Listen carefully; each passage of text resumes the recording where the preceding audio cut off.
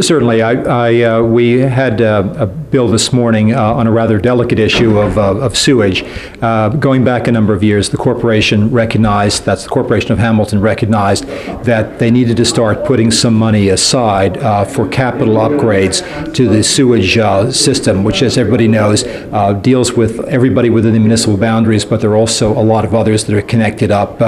It goes as far as Barclay, Cedar Bridge, Prospect, and a lot of government facilities as well. It goes all the way out to the east through East Broadway, and the hospitals connected to it as well. So we're talking about a fairly major infrastructure system here, and they've done some capital upgrades in the last couple of years, but they recognize they need to start putting some money aside for that. So the bill this morning essentially gave them the authority to be able to impose under an old ordinance, old act of the City of Hamilton, a 1917 act, a sewage tax simply for capital upgrades.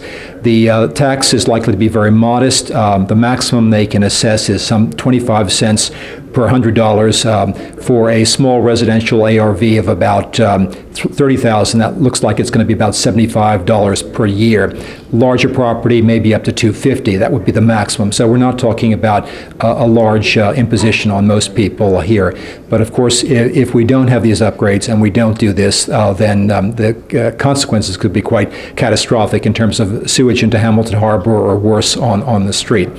There was also some discussion about the need to look at how we deal with raw sewage, which is now pumped out off of Seabright through rather a long pipe out there. And I think the discussion revolved around the fact that depending on the amount of treatment, that could range from $20 to $60 million in additional capital spending. So the corporation's certainly been looking at that, and this tax will go some way to helping them address that, but more immediate capital upgrades as well. So I think everybody was relatively in support of it.